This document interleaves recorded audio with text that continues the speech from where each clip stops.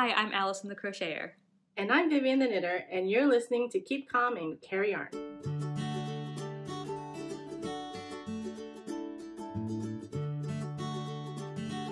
Hello and welcome to episode 77 of Keep Calm and Carry Yarn. This is a knitting and crochet podcast hosted by me and my mom, Vivian. I'm recording from my home here in Edinburgh. And I'm recording from my home in Virginia. Hello, everybody. Hi, everyone.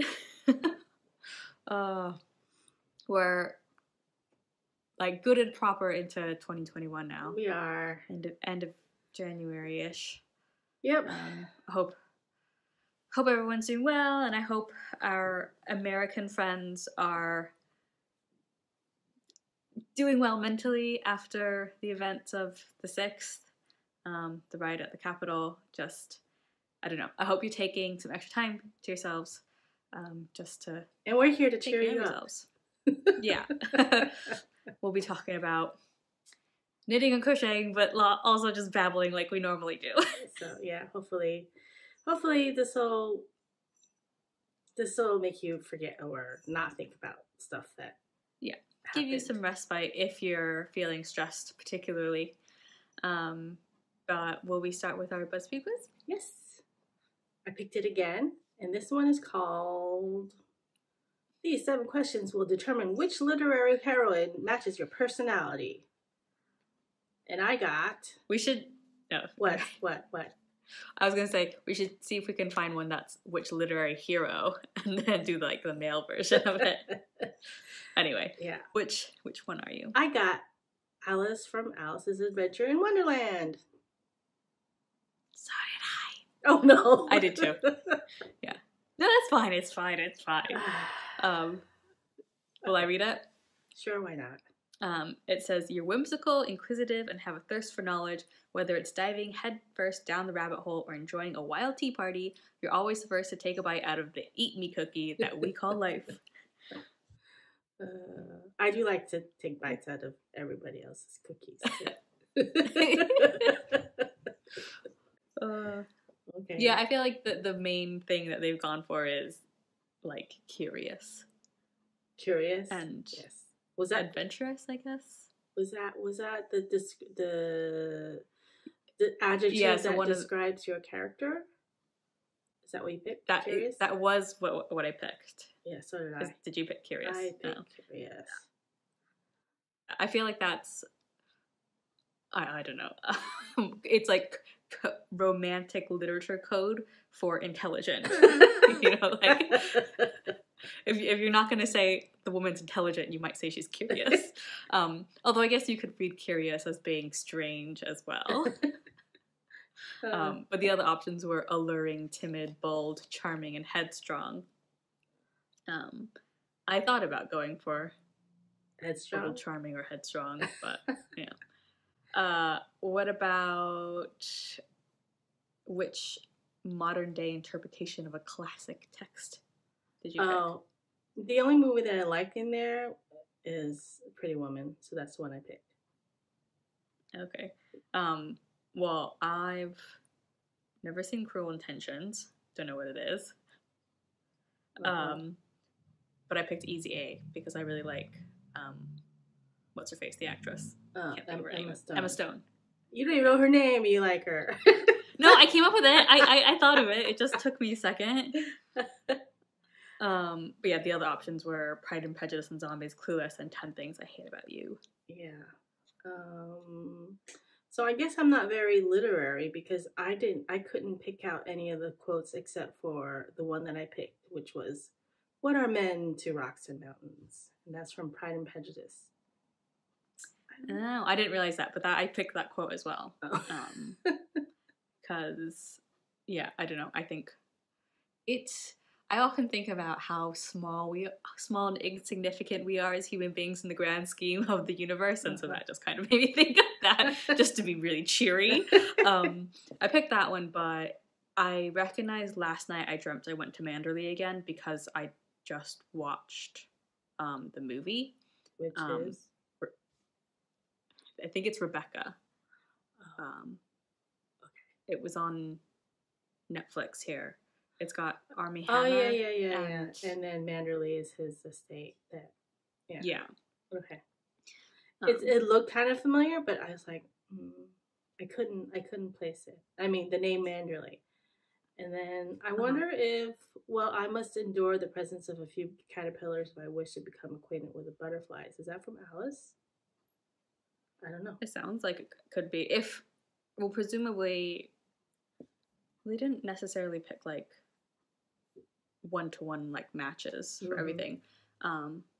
But yeah, I don't know. The other one that I thought about picking was Nowadays People Know the Price of Everything and the Value of Nothing, which also sounds familiar, but I don't know what it's from.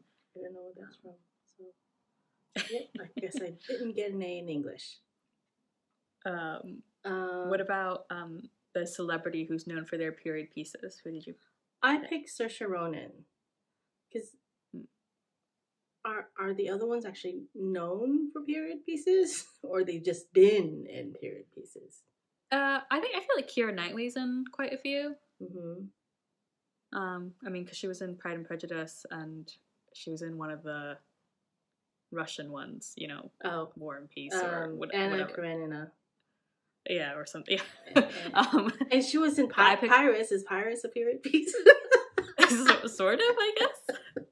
She gets to wear period costumes. Yes, so it's sort of period, but also not. I don't know. But I went for Gugu. Is she known for period pieces?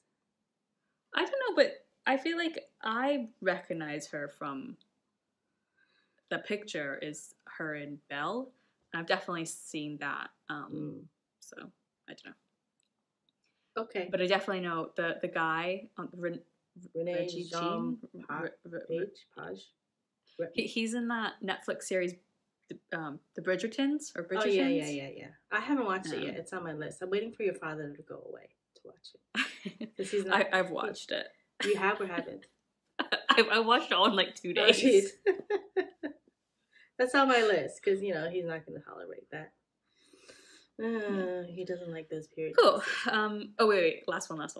Which estate did you pick? I had a hard time with this one, but I did pick the Cozy Column Adorned Chateau, which doesn't actually look like a chateau. It looks like a house in New Orleans.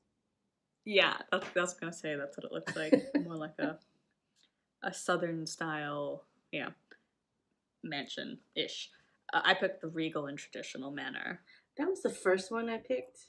Like I did this, and then I got the same. I think I got this. Yeah, I got the same answer. So it didn't affect my result. So there you go. We're both Alice. Well, your name Alyson is a version of Alice. So you're Alice. Yeah, and sometimes if you say Alice in Wonderland really fast, it sounds like you're saying Alice in Wonderland. Like your first name is Alyson and your second name is Wonderland. Wonderland. Yeah, exactly. Alice in Wonderland. I know. I think you thought that's what it was when you were little. Because it makes sense. Your name's Alyson. Yeah. Okay. Crafty content? Sure. You made a face. What whips do you have? It was a guilty face because I haven't really worked on any crochet since we last talked. I've been doing a lot of other creative-ish endeavors, but yeah, maybe I'll go first because I don't really have much. Okay. Wait, actually, I don't think I have anything. The one thing that I have done like a few more rows of my scarf, my mood scarf, but that's not really that exciting to show because you can hardly tell. And the other thing that I've managed to do is you did the rib. So yeah, the bottom rib is done. I think I was halfway. Yeah, it's something, but it's not a lot of square centimeterage. But yeah, so I think I had it about halfway done last time.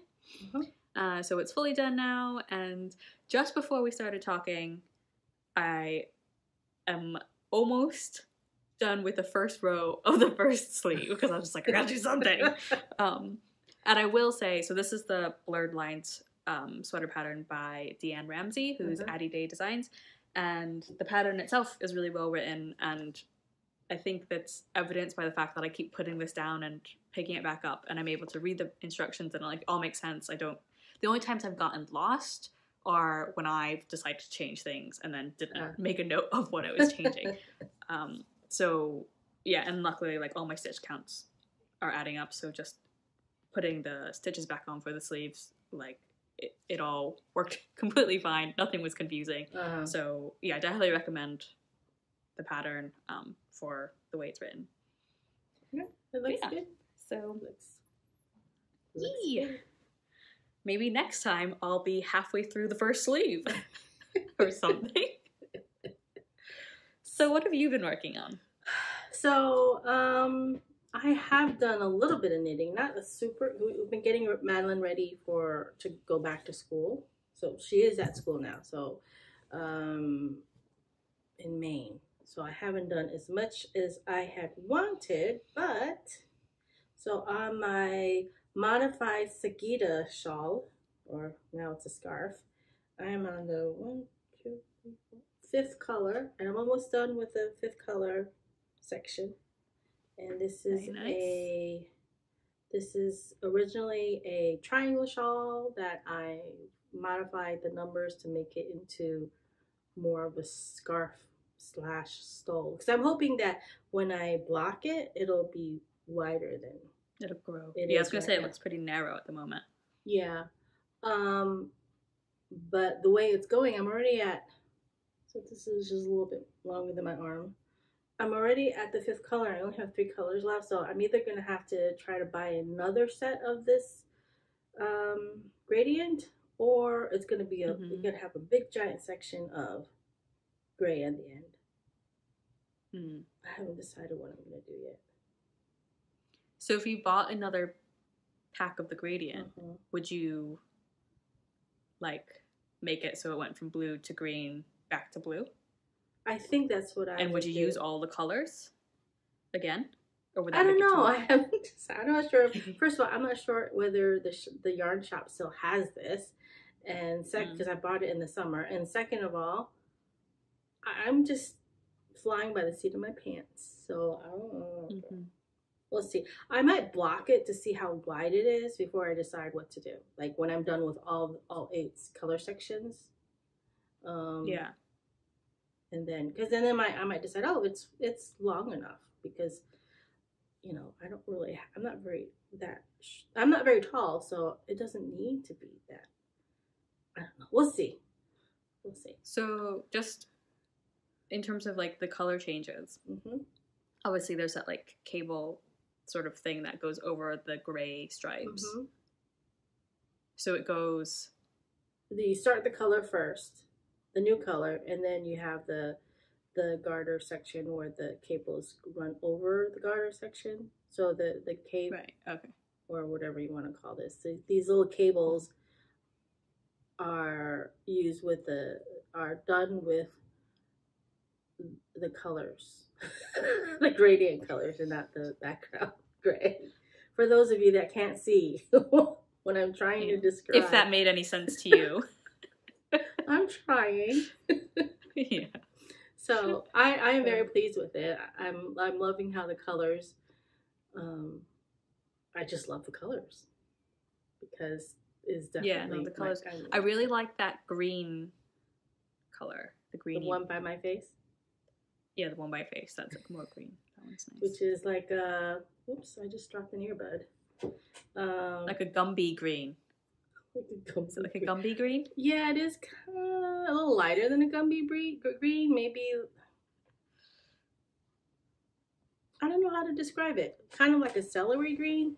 Hang on, let me pick up my earbud. Celery green. Celery is like really light pale green. I don't know. Obviously, I'm not very good at describing colors. Gumby. I'm just gonna go for Gumby. I just like the colors. I'm not very good at describing it. So that's that. And then my second whip is it's also a modified pattern. It's the Comfort Zone Poncho. Oh yeah. But done in a DK weight rather than a Aran weight. So basically I just did it until I got freaking tired of, because it got longer and longer and longer, and I just got tired of it. So and wider, but then the last bit didn't get wider. I think it's for about 4 inches, 3 inches. It didn't get wider, and I just got really tired of it. I was like, it's long enough. So I started the ribbing. You can't even tell, but I just started the ribbing. Oh, I just really, really like that yarn. It just looks so cozy. I think part of it, I mean, it looks like that fuzzy sort of color, but it's also like, is it like a little bit heathered, the way the color is? Yeah, it's all heathered. Like sort of denim-y blue. It is denim-y which makes blue, it just seem cozier to me. And it's almost like mohair, because it's alpaca in it, and you would never know that there's cotton in it. So it's cotton and alpaca, and it's nice. Oh, it just looks so good. I'm hoping that I can finish it before while it's still cold. I don't know, because last year, I think winter ended in February here, or at least according to me. Yeah. So how long is it? Like, how long does it actually like fall on you? It is. Whoop. How long is it? Right now, it goes to my belly button. And that's long enough? Oh, and this rib. How big is it? I mean, well, the rib is like, I think I do 4 inches in the front and 6 inches in the back, because it's split. And I mean, I intended this to be a neck and shoulder warmer, so it's exceeded that. So how much yarn did you have, and how much are you ending up using?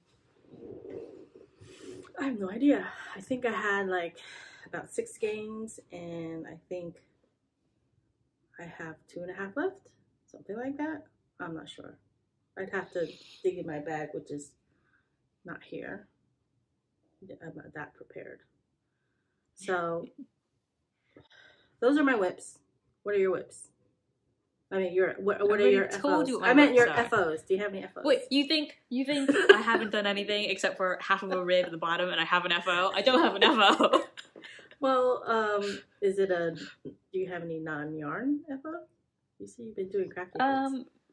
Yeah, I've been doing crafty things, but they're not really FOs. I am maybe going to be designing a friend's wedding invitations. Oh, that's nice. My friend Joe, basically, he texted me and was just like, I don't like any of the invitations that we've found online. I don't think he wasn't saying that to me because he wanted me to do something about it. He was just complaining. Are you sure? No, I'm not sure. Because does he know that you design your own?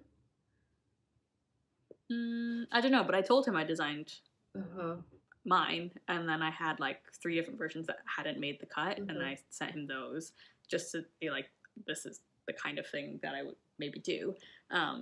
So he sent me his fiance's wedding Pinterest board that she's been putting together with one of her friends, mostly for like color scheme, and I looked at it, and a lot of the invitations were a lot of like watercolor florals. And my first thought was just, dang, I can't do that. I'm not a good drawer. I don't think I am. I hated the one drawing class that I had to take. I didn't even have to take. I took at university, because I have an art and art history degree. I took art classes, and I just kind of thought, you're doing an art degree, you should probably take a drawing class. So I took the drawing class. I hated the drawing class, and I don't like to draw. I don't think I'm good at it. So yeah, I was like, I don't know if I'm going to be able to do that. And he said, actually, I don't really like the watercolors. So I said, what about if it's just sort of the outline and it's more sketchy, or like an line drawing? And he was like, oh yeah, that sounds good. So I was doing lots of sketches of flowers, or not even flowers, foliage to make it less girly. It's a lot of these were all tracings just to kind of get ideas of different shapes, and in the end I went with the ones that are on this page because they're the easiest to draw. They're like kind of olive branches. Yeah.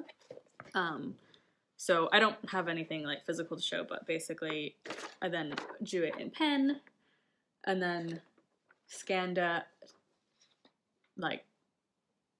with an app that turns it to just black and white, and then put it into my Inkscape, which is like a free version of Adobe Illustrator, and trace the bitmap, blah blah blah, and now it looks nice. And yeah, so that I spent like a day working on that just as like concepts, and he was like, oh yeah, we like that, like, oh, can we see it, this version but in these colors? And they're like, oh yeah, we like that. I'm like, you're making this really easy, like, and I was like, honestly, if you want me to draw like a different kind of leaf, I'll draw something else. And then he was just like, we don't really know what we want. So I was like, okay, well, but yeah, so like I had like all my different like layouted versions, sketches. Nice. But yeah, so I spent like a whole day doing that and sent him all the different versions. First, what I had considered first drafts. And he was like, wow, that was fast. And I said, we're in lockdown and I only work 2 days a week. So it's not like I have anything else to do. Not crochet, apparently. So, but the wedding's not until next year? Is that right? His wedding's not until next September. This coming September. Next September. A year and a half. A year and a half from now. 2022. Yeah. Yeah. So there's still plenty of time. But like if I did those, I would do like matching save the dates and it's stuff. nice in this generation that the men are involved, but at the same time it makes decisions difficult. Your father was not involved in any of that stuff. I just pick whatever you want. I don't care. Just get me to the wedding day and pick the, well, plus we did stuff long distance over the phone, and so he was like, I don't care. So I picked everything. So that made things easy.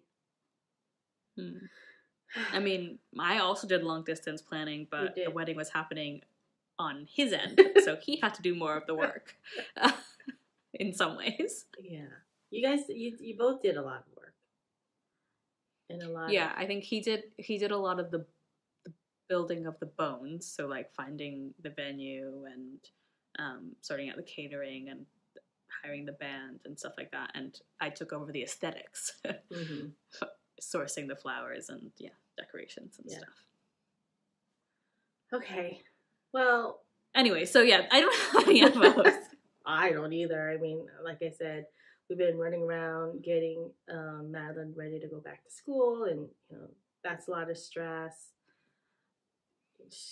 Well, I thought we could talk about what we're going to work on for the Archive KCAL. Yes. That was so. Yeah, so the Archive KCAL, we haven't run a KCAL since, I guess, last year when we ran the art. Nope. We did. Last year we ran the Archive KCAL. I think it was in January though. But just before lockdown. Oh my God, that feels like so long ago. Because I was just like, surely it can't have been 5 years ago. Year because 2020 lasted 5 years. That's what I've been telling everybody. It lasted 5 years. But because that makes sense, because I made that lap blanket as part of the Archive KCAL, but then I ended up not mailing it because of COVID. Oh, really? Like COVID pretty much happened. I have mailed it now, finished. But I had but yeah, so that the timing now makes sense, but it just feels unreal. And I made the I made the what's it called? I made the cowl, the white and purple colorwork cowl. I can't remember. Something about roses. Something rose? Endless rose? Endless rose. There you go. That's what I mean. Yeah. So what are you gonna work on? Well, I'll just as a reminder for people, the Archive KCAL, running it from February 1st to March 31st. So is that right? Yep. February. 2 months? Wait, just 2 months? I thought it was supposed to be 3 months. I think it's supposed to be 3 months. I changed my mind. So we're running it from February 1st to April 30th. So for 3 months. Okay. Just to give people time if they want to work on longer projects and everything. And the whole idea of the Archive KCAL is that you have to rummage through your archive of favorited projects or patterns in your library that have been sitting there for ages.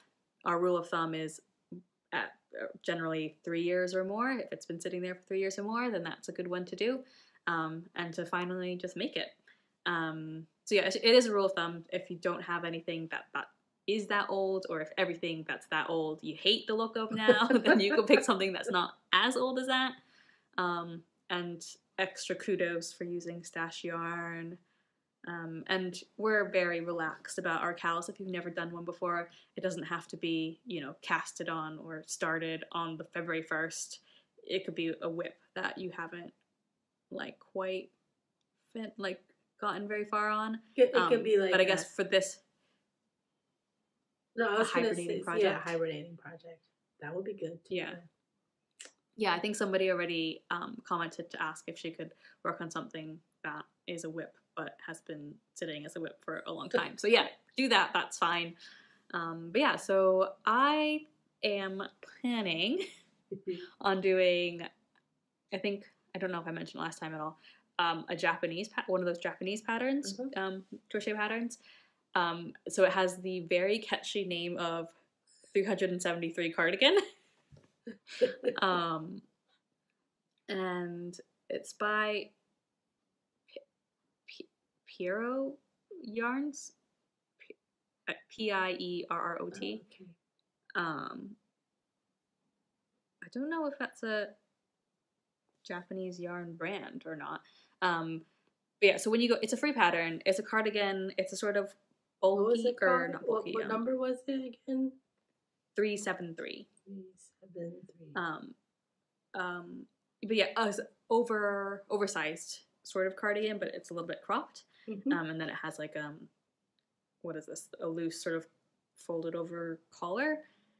And it's mostly crocheted, so the body of it is crocheted, but then I think there's like a very small knitted rib at the cuffs, at the bottom hem, and then the folded sort of collar around where the buttons would have been for the cardigan is also knitted. And because it's one of these sort of Japanese style patterns, there's no written part of it. It's all just charted essentially. And so the crochet chart is fine. Like I think that's pretty much the pattern stitches is straightforward, but the schematics for the rest of it are just like, you know, it just kind of loosely says like chain seam. It looks like the collar, the shawl collar. Oh, it's not quite a shawl. Yeah, like a shawl collar-ish. Like a it looks like it's minimized, just stocking up, and you would have to knit it separately and attach it. That's what it looks like. Yeah. I think that is correct. So the good thing, yeah, because it says mattress stitch to attach. The good thing is that you can just knit it until it's the right size. What? It's the size you need it to be, and then bind off. Unless it's, I can't tell if it's yeah, I think they do give you general, like in the schematic and the diagram for the front band. I think they call it the front band. It does say like how many rows. Yeah, 158 rows, and so it does give you a gauge. But yeah, you could just go until it's the right size. Oh, and did you say it's a free pattern? Yeah, it's a free pattern. Yeah. So it's you go, when you click onto the link, you go to the website and it gives you a bunch of thumbnails of different patterns, and then some of them have a big K under it, and some of them have a C, and some of them have a K and C. So this one's a K and C, knitted and crocheted. Do you have the yarn? So I don't have the yarn, so I have to get the yarn, and that's actually been driving me a little bit nuts. So I say this is the one I want to do, but I don't know. Well, you have like 2 weeks, and you're probably gonna change your mind. Okay, so this I need to confer with you or ask your advice or something, okay, or see what you think. So the amount of yarn you're supposed to hold, like a mohair yarn together with a lace weight yarn, and it tells you how many balls you need, but one of them is you seem to need like more of. So for the mohair, it ends up coming out to be 1,400 meters, but for the lace weight, it's 1,080 meters. So there's like an extra. I have no idea. No idea. That doesn't make any sense, right? Like if you're holding them together, you should need pretty much the same. But I think it's interesting that this says on the pattern page, it says sport plus lace equals fingering. How is that possible? I think they're saying that the mohair is a sport weight, even though it's like when you look at it, it's a lace weight. I see. It could. But do they just say that because all the extra hairs of the mohair can make it work out? I'm not sure because, I mean. But in terms of the yardage, it's a lace weight. The recommended yarn that they're calling sport weight, it's a lace weight. It's okay.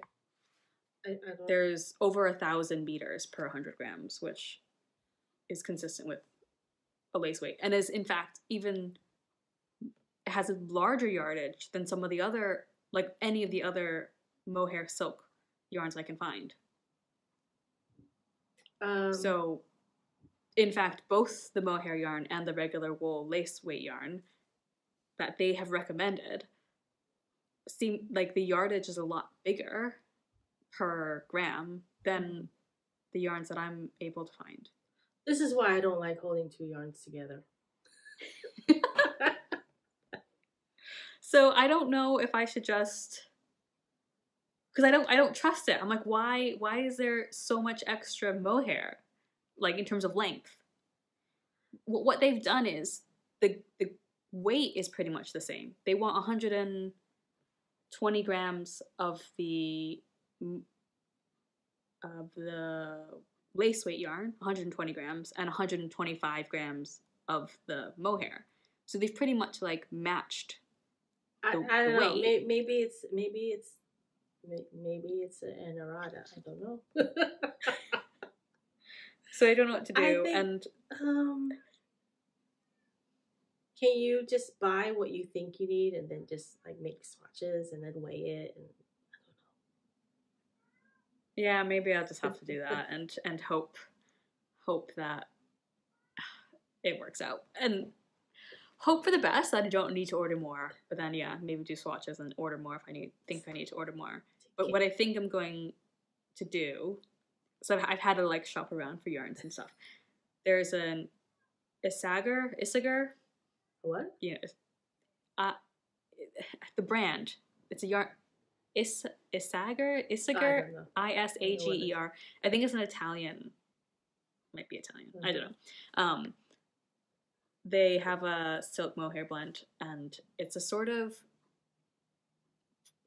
purpley gray, like a dark gray, but with sort of more on the purple side than like blue. So I like that color, and then I found another Rowan lace yarn that's similar. Are you gonna try to do? Is the mohair and the lace weight? Is it gonna be the same color, or are you gonna be blending? Yeah, so I think I'm gonna try and make them similar colors. Mm-hmm. So the Rowan lace yarn that I found is also sort of purpley, but because it's online, like I don't think they might not end up being that close. Mm-hmm. But if they're ish, like enough that they look close-ish online, I think it'll look fine. And that when you put it together, it'll look fine. Yeah. So I thought either do that sort of purpley gray or a navy blue. Okay. Which I've also found some options for. It sounds very And there are some people on Ravelry who've done it without the mohair. Uh-huh. I think most people who've done it have done it without the mohair, just a single. And it looks nice, it looks fine, but I kind of want to do it with the mohair because I think there's only 7 especially projects. Yeah, there's only a few projects. Mm-hmm. Sorry. I think with the crochet stitch pattern, because it's quite open, it might be nice to have the extra mohair in there to sort of create more with this, well, keep in more heat. Okay. Good luck with that. Well, I am going to need your help because I'm looking at these the knitting diagrams, and they don't mean anything to me. I mean, a little bit, but I'll need your help. It looks like a little bit. It looks like, well, at least the band is stockinette, so that can't be that. Mm-hmm. Yeah, I mean, I'm looking at it again, and maybe it makes sense. Because K1P1 ribbing, I think I know what that means. Uh-huh. Is that just... Yeah. So... But... And then potentially the things that don't make sense to me also won't make sense to you. So, who knows? Wait a minute. Oh, it's not stockinette. It is ribbed. The collar. The whole collar is ribbed. It looks, yeah. It says K1. It looks like stockinette. It does look like stockinette in the picture. No, I think the K1P1 is just that bottom rib. Oh, that like bottom rib. Okay, that's I see. 8 rows. There's eight rows of it. I see. Okay, that'll be interesting. But it'll curl. So yeah, look. It might curl. The edges will curl. Reversed. Oh no, it's folded over, and then you do a reverse catch. Reverse stockinette in the back. Oh God! Okay, stop talking. We get to it. So, never mind the fact that I'm still working on my word line sweater, and I still have the strawberry cake top, and now I'm gonna start this cardigan. But do you know what? If I can manage to finish these in the first few months of the year, that'd be like bam, 3 garments out the door of 2021. So who knows? Anyway, sorry, that was a lot about my project. What are you planning on making? I am doing the Lovage sweater by Marie Wallen, and I can't remember when I favorited it, but it had been in my favorites. And I saw Corinne McAvoy, is that her last name? From the Woolly Thistle. She was wearing hers at EYF 3 years ago. The first time I went, whatever year that was, 3 years ago, yeah. 18. Right, that's 3 years. And she was wearing it, and she'd been talking about it on her podcast. And her podcast at the time was called New Hampshire Knits, and now it's just the Woolly Thistle. And she had actually finished it a long time ago, and then she didn't like the fit of it, so she actually did sweater surgery, where because it's a colorwork circular yoke, and then she took apart the body and the yoke, and then did some math, and redid the sweater. And so I had been listening to her do this, and so when I saw it in person, it's like, oh my God, it's more beautiful than the picture. So that really cemented me wanting to knit that. And so when we were in Edinburgh in 2019 for Christmas, I bought all the yarn. So it's been over a year since I bought the yarn. And now I'm going to knit it. So I'm excited about that. The only thing I have a problem with the pattern is that it's bottom up. So don't like doing bottom up sweaters. So I might do is cast on the amount of stitches from where the colorwork starts, and then knit that from the bottom up, and then the rest of the body top down, just so I can wear it before deciding how long I want the sweater, because that's a lot of times that's the problem. It's like, I don't know how long I want it, because so anyway, so I think that's how I'm gonna do it. So I'll do the fun part first before the plain the body is just plain stockinette. So I might change that and make it all colorwork if I have enough yarn. We'll see.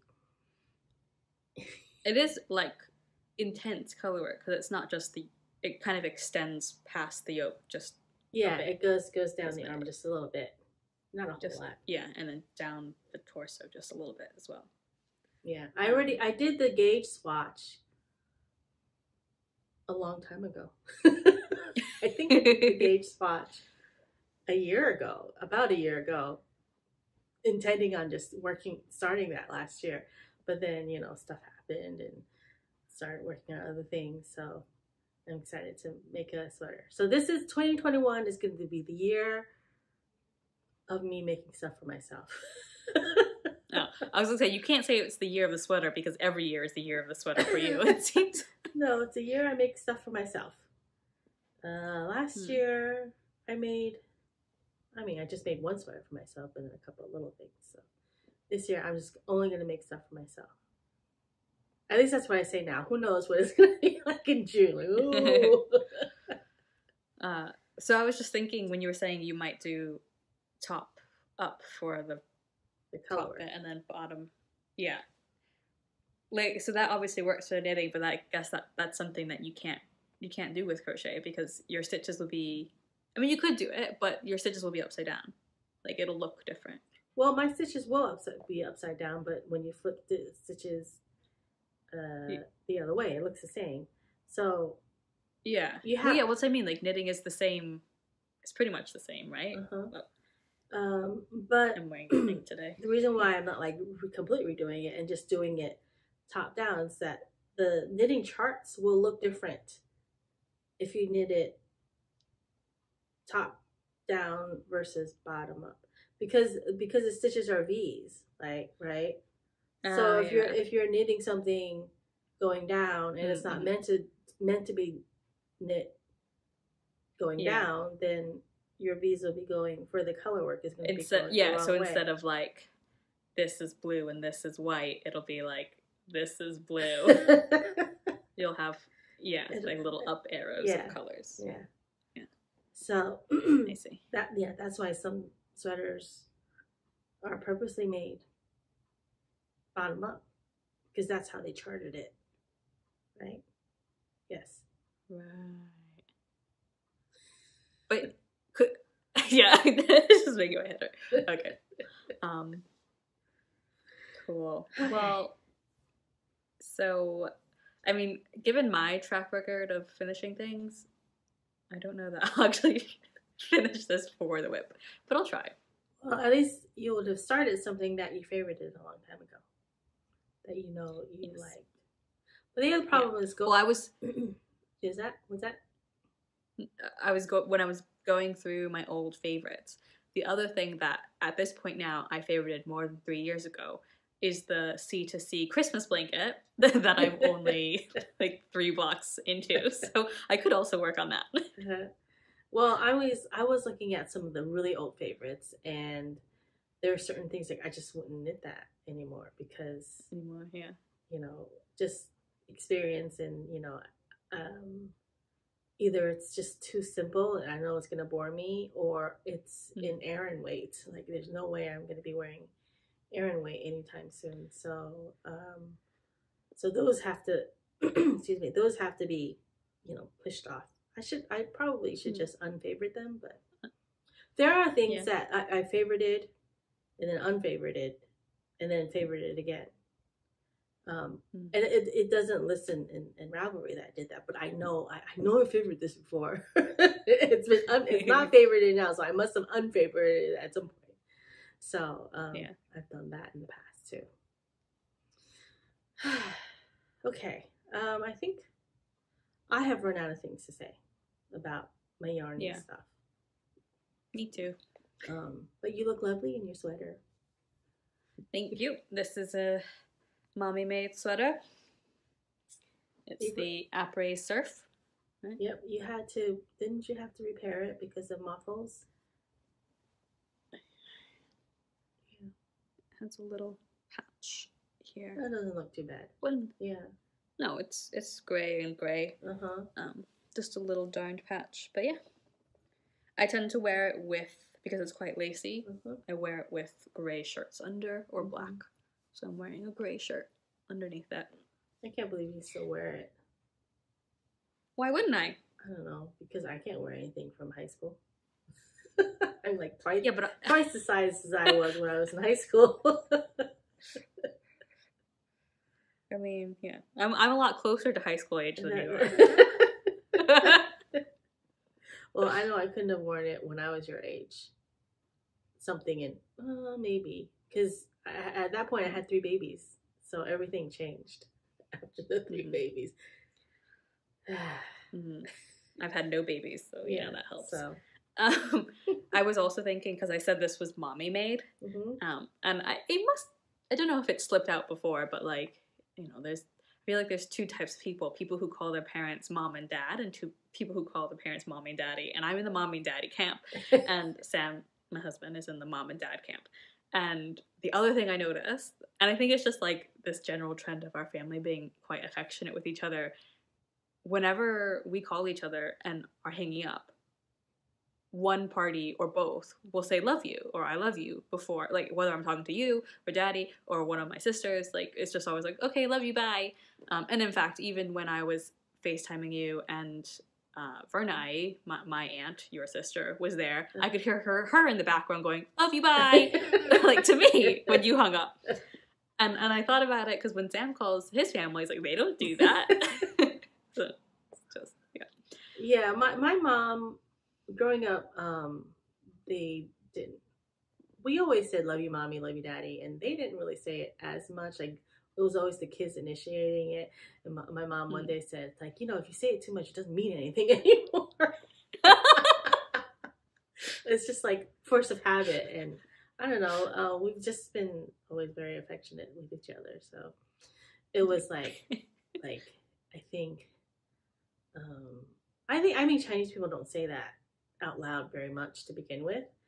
But she did, well, you know, later on, I think it's because it was in English, so it was different from saying I love you in Chinese. You know, just like when my dad used to cuss in Chinese, it didn't really affect us that much because it was in Chinese. It was a different language, like whatever. It's just daddy saying Chinese things.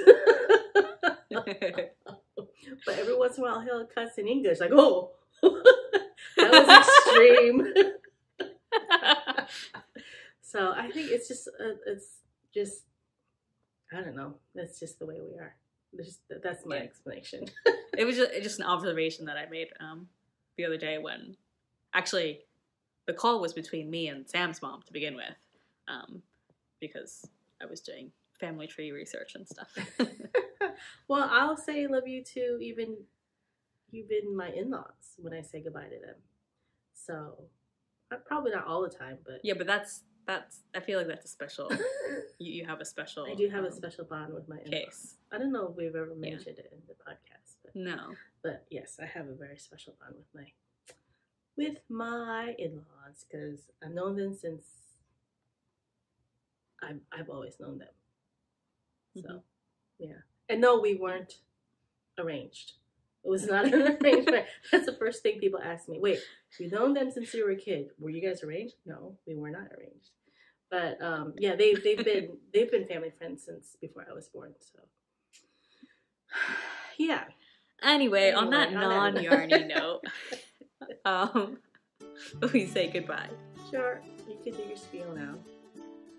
Okay, so you can find the show notes for this episode and every episode on our website, which is kcacypodcast.wordpress.org. You can follow us on Instagram. Our Instagram handle is also kcacypodcast. My personal Instagram is Alyson here, and my mom's personal Instagram is upstate_Viv. You can and you should, and please do, subscribe and like and comment to the podcast on iTunes, YouTube, or wherever else you stream podcasts. Thank you for listening. And remember to keep calm and carry on. Bye. Bye.